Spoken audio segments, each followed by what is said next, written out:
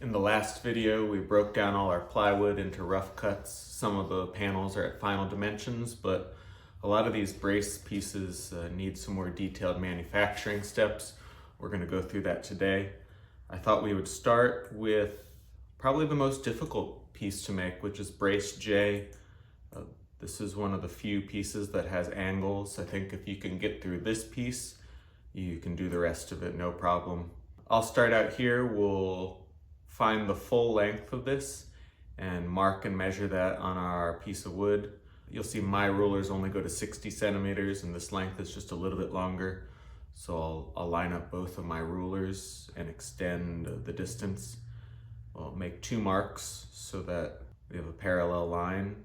So we've got our full and final length. Then we'll find our width. We'll mark that at both ends. This measurement here, we'll mark down from the top. 12.06 centimeters. And then we know what the distance here is, 6.4 centimeters down at the bottom. I'll make that mark as well.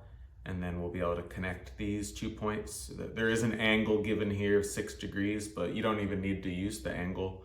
If we know where those 2 spots are, we'll strike our line based on the 2 points we just marked. Next, we'll mark the upper and lower boundaries of this relief cut. We're going to take out this piece in the center of the brace just so that there's no risk of the driver making contact with this piece of wood. So we'll do our top one at 8.6 centimeters, the bottom one at 4.4. This distance here, the relief cut distance, actually isn't listed on here. I was able to pull it off of the DXF files, but it looks like this distance is officially 4.9 centimeters. So we'll mark parallel lines in, connect those. We've got all our measurements and marks. We'll actually start to fabricate this piece. I'll start by using my track saw to cut this first angle. Then I'll make my cut at 60.2 centimeters to get the final length of this piece. We're gonna make this cut and cut off this little triangle here at the edge. It's kind of hard to see on video. So now we need to make our relief cut here on the other side. There's probably a few ways to do this, but I like to drill out the corners here so that I can insert a jigsaw into this and cut these pieces down. I'll go from one side of the piece and then I'll flip it over and finish the cut from the other side to try to reduce any wood blowout that might happen if you just jam the drill straight through. You might find that your piece of wood chips. It's not a big deal on these pieces because they're not really visible, but I like knowing that things are nice and tidy on the inside. Then we'll do a little bit of traditional woodworking. We'll use just a hand saw to get to these drill holes. And there are probably a few ways to do this cut. I decided to use a jigsaw since I have one. I think you could probably also use the track saw for this. But I apologize for the video. The jigsaw was vibrating the table which the camera was sitting on, but you can see I'll go from one hole to the other and it takes this piece of wood out. Maybe just a little bit of sanding after that and you have your final piece. If you're happy with the measurements of this, one thing that I do is I make a lot of router templates. So I'm really happy with how this first piece came out. The dimensions are right on. So I'm going to use this to recreate more pieces. I'll go through the same cuts I did, but just make them just like a little bit bigger so I don't have to be quite as accurate. And then I will screw those 2 pieces together. And then I'll use what's called a pattern following router bit. So it has a bearing on the end of it, and that bearing will rest against our piece that is the proper dimension, and it will take off the little bit of wood. I'll have 2 identical J braces, and I highly recommend you just hang on to your template piece, because who knows if you want to make more in the future. You've got a router template and any future subs you build will be quicker and easier.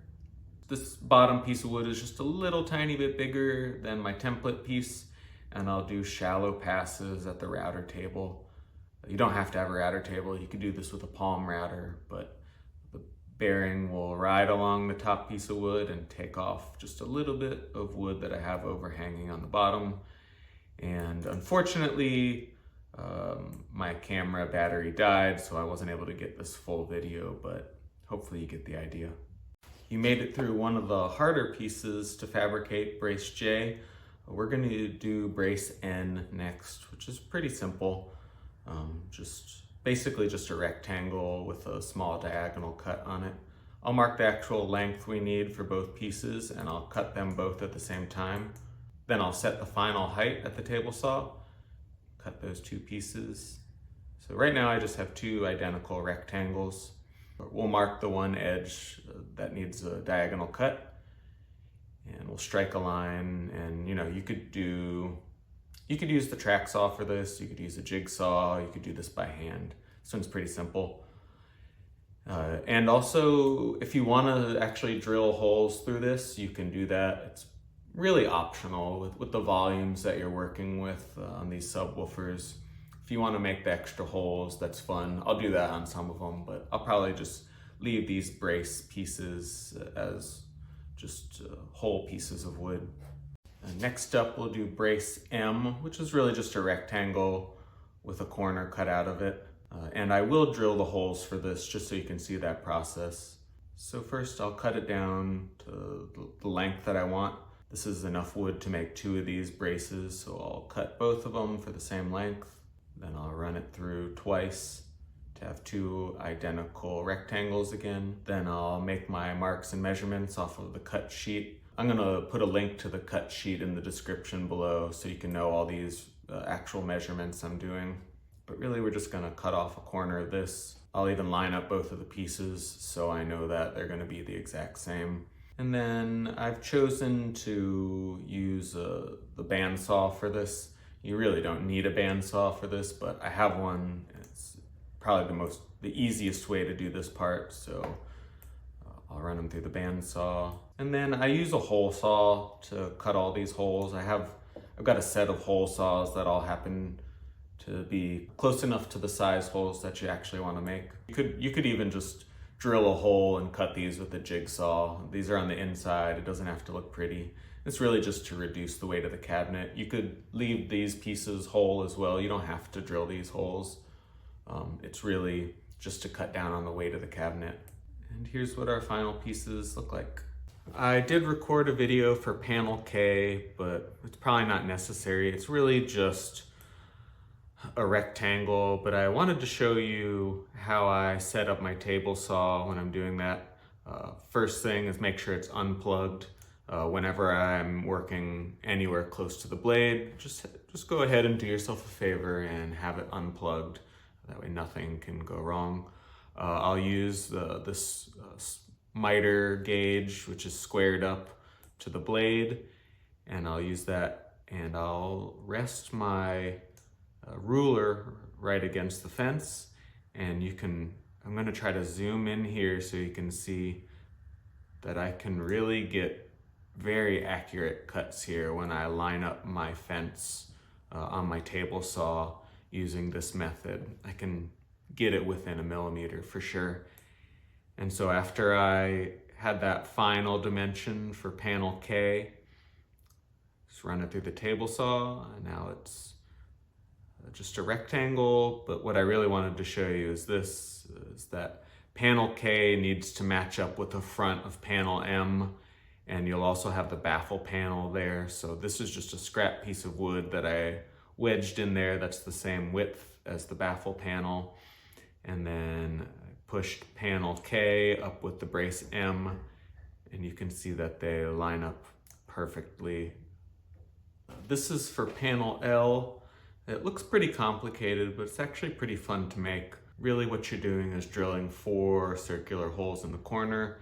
The main cutout is an oval, so you'll be doing a semicircle, which is the same radius, just slightly apart from each other.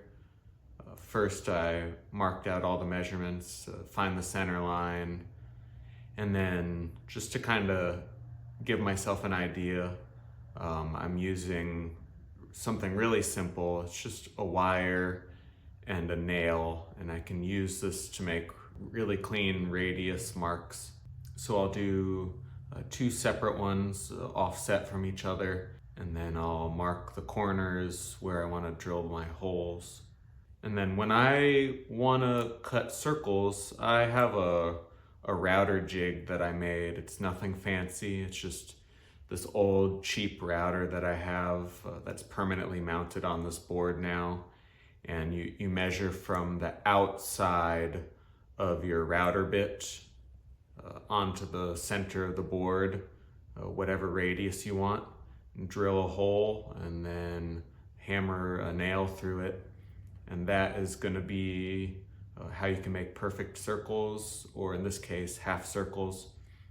And I'll do this in a bunch of shallow passes. I think I lower the router bit 4 millimeters at a time.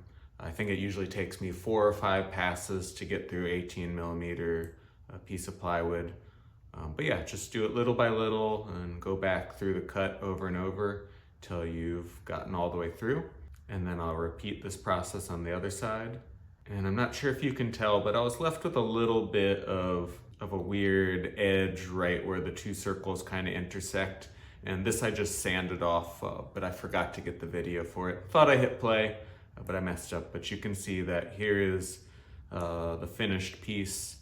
No CNC, all by hand, but it looks pretty clean. Panels D and E, which is the back and the access hatch, these are really my least favorite pieces to make because there's a recessed groove and it's just time consuming and not a pleasant experience for me to remove all this wood, but I'm gonna go through it and show you how I did it. I wish I could do it as fast as I do with it sped up, but this takes me a while. Copy all the dimensions down from the cut sheet. Link is provided below, but really it's just 2 rectangles right here in the center of the board.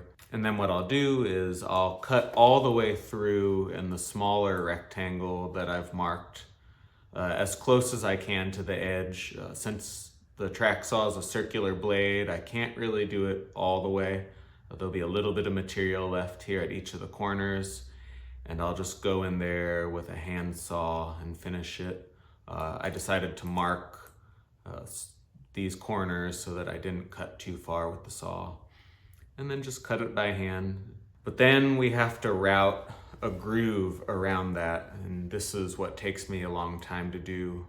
I'll mark the edges of it with the track saw again, but this I'm gonna set a depth stop on the track saw so that I'm just going a little past halfway on the board so that I'm not cutting all the way through, just down.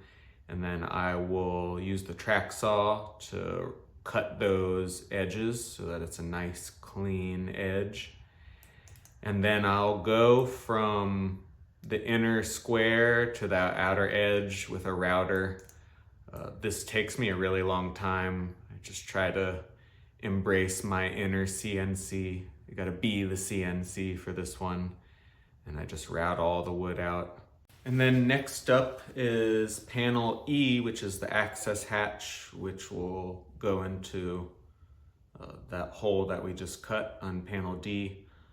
And the way I'll do this is I'll mark where panel E fits inside panel D, and then I will raise my table saw blade up just a little more than halfway through this wood, so a little more than 9 millimeters, and I will cut a groove along each edge.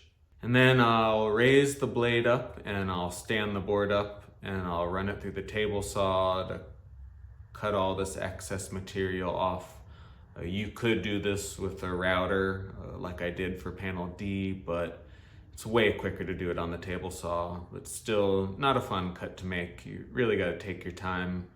And then I have my panel E with the edges routed down with a groove routed along the edge so that it fits nicely into panel D.